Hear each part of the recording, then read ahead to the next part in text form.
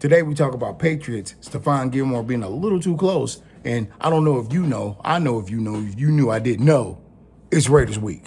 Let's go.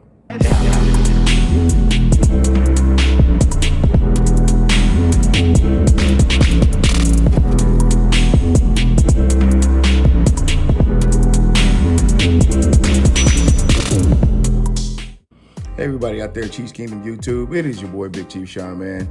And before we even get started, if you like this video, won't you please give a like and subscribe to the video. The likes counts is going up, the sub counts is going up just a little, but we need to go up a little.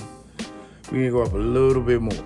It's almost the end of the season. The road to 500 is still going on. I'm still trying to get 1,500 on Twitter, so why don't you help your boy there out too? Patriots game was a little tougher than expected. I hear all the little naysayers out there, we could have won with Cam. I don't really think you would have. Let's keep that real, y'all. If we're gonna play the what if game, then we could throw a lot of what ifs out there too. What if Cam was out there? What if Sony Michel was out there? I don't know. What if Chris Jones was out there? It doesn't really matter. You win with what you have with. We didn't use those excuses last year when we lost those games when Mahomes was injured, so I don't think nobody really has the right to say that. I mean, we worked hard, we put our butts out there, and we did what we had to do. So I don't see why that's a big issue of who or what not was in the game. The game happened. If we'd have lost with pride. It wouldn't even matter if the dude was a starter, because if that's the case, we should be feeling really upset about that Chargers game, seeing it was not a real starter, and it was just a rookie coming out of nowhere, and he threw over with 300 on us passing. That's not the issue. He played well. He was coached well. The game was coached well. Period, plain and simple. Anybody with a brainstem could see this was another Reed versus Belichick battle. We were all happy to leave it at that. At least I was. I don't know about you. They have been going at it for at least 20 years, so there was no reason why to think that it wouldn't continue now. You can see strategic plays and see people in perfect places. Try saying that 5 times fast. When it comes to those two, they're always playing chess, not checkers, They always want to make sure they get the right move. It was always going to be who tried to make the first mistake, and the other one would capitalize on it. Unfortunately for Belichick, he made the first mistake. Edelman is losing his stuff. You can obviously see that when the pick 6 happened. A few years ago, Edelman wouldn't have dropped that pass. The dynasty is over. Ours is probably here, and they should really just get out of our way. It was still a good play game, good hog game. Defense most definitely stepped up. I mean, it was amazing. They played great, and guess who wasn't out there? I'm not gonna say no names. I'm just saying, several sacks, strip fumbles. Certain player wasn't out there. I can't think of who it was. Wink. All jokes aside, the defense did step up in major ways. Of course, obviously, Tyrann Mathieu is a beast. He's been a beast. He's always going to be a beast. That's just his nature of playing safety, and that really came through fruition in this game. I mean, I was very impressed by the defense because our offense was not there at all. Well, at the end of the game, yeah, but that's what they do all the time. They can't really depend on fourth quarter scores if the defense don't step up, and they obviously did that in spades, man. So most props to the defense. And I know this is a little late, but tell me some of y'all had some Taco Charleston Tuesdays, because I did. It was delicious.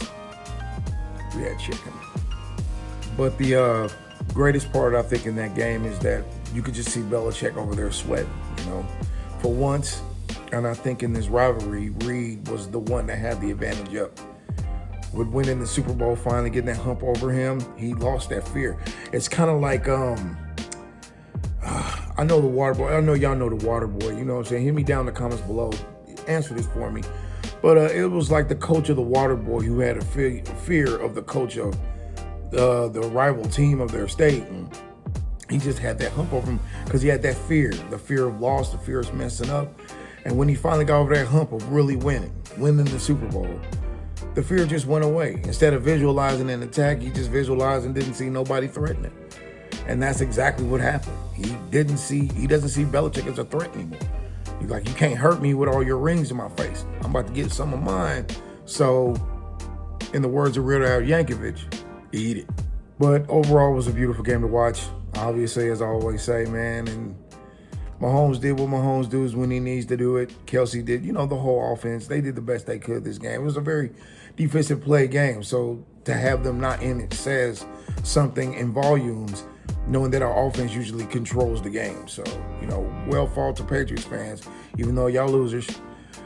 Well fought to you, Patriots fans. Can't wait to see y'all in the playoffs with your little Cam and your little Sony Michel, if there is. But not to mention to go to what's obvious. It's Raiders week. Hell, from what's going on, I think this Raiders week. But it's Raiders week, and Gruden has already gotten 2 in a row. I do not see him coming. I do not see him getting a comeback victory off us. We're kind of hot right now, and just simply like the Raiders suck. I mean, I don't even want to break down to analysis. This segment right here, this is all about just saying the Raiders suck. There's nothing else to it. I hate the Raiders. I mean, you do too. Obviously, if you're watching this channel, you know who I am. You hate them as much as I do. No, I'm not even going to tolerate it. I don't even care who Gruden got. Right now, no. They don't deserve me to break them down because they've broken themselves down way long ago. There's nothing I could say about them that they have not shown or I've not said already. It's like putting salt in an open wound. It already hurts. Why the sizzle? Y'all trash. I don't really need to add anything to that. The Raiders team is just like an abandoned orphan. It's like a kid in the system. You just keep sending home to home. You just hope you can find a home that's yours, but it just never works out after a few years. I mean, you in Vegas now. That's how much respect I have for you. You can't even stay in California. You have Gruden as a coach. Enough said. You have Derek Carr as a quarterback. I mean, do I need to say more than that? That already guarantees you more likely your loss. And y'all know me, I'm the one that believes in any given Sunday. I truly still do believe that. But when it comes to Raiders, I don't. It's like the Chargers and the Raiders. Y'all really got to show that y'all are up on this uprise, that y'all are ready for the Chiefs. As of right now, no. And this is not a little giant scenario where that 99 out of 100, you may have that one. You haven't had one in almost a decade. So, no. I really wanted to leave most of this video about, as of this video, obviously everybody knows Stephon Gilmore got positive for COVID. And he was obviously a little bit too close to Mahomes after that game. Just saying. It's not like he did it on purpose or anything like that, so let me just say that for the foremost. I don't want to insinuate nothing. But it does kind of suck to see that, this stuff is going around and people are not even showing symptoms, and just, it's crazy. Heck, people are getting fined because they're breaking protocol so they can train together because, I mean, it's a bad thing that they're doing, but you can't fault them. This is a team sport. Without the squad, you are nothing. This ain't basketball or baseball. As long as you do your individual drills and play well, you'll be fine. Football is 100% a team sport. Everybody on the team has to work a certain part. Everybody has to work their certain part, no matter who or what you are. Yes, the name in the game chess called pawn, but let me tell you, without those pawns, you ain't winning nothing. You're going to be sitting there getting checkmated every time you even blink. This is a team sport. I don't condone what they're doing because of the protocols and all that stuff. This stuff was designed to make people safe, have people safe. That's the reason why your boy ain't been up at Arrowhead Stadium at all this season, because I chose and I decided to play it safe than being a problem. You know what I mean? So I get that part, but especially when it comes to football, it is a team sport. You need the team. That's all in this shit, man. I just hope everybody is being safe, man. Now there's 3 whole teams that are getting this stuff, and I heard some Raiders are positive with it, and it makes me worry, man. We have a $500 million investment on our team, and the second he gets sick,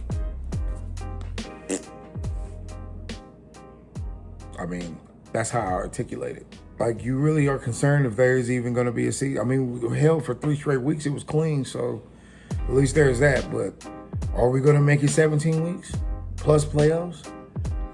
How fast this stuff is. We live in a first world country where people don't like to be told what to do.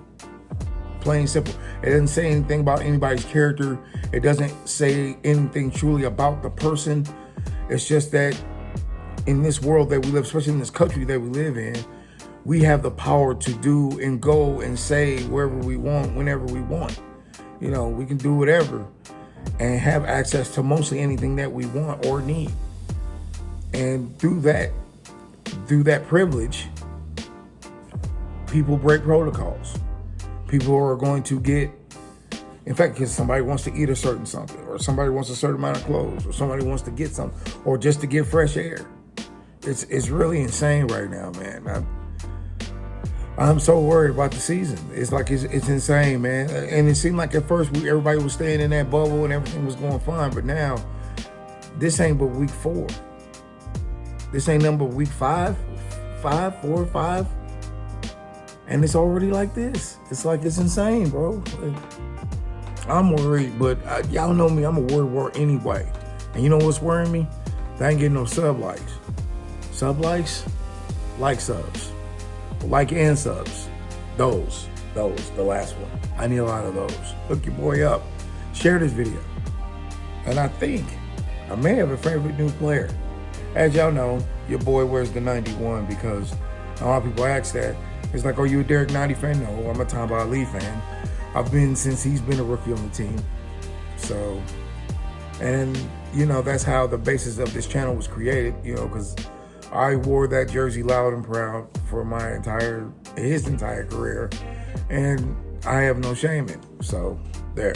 But hey, right now, to me, my favorite player might be just Frank Clark.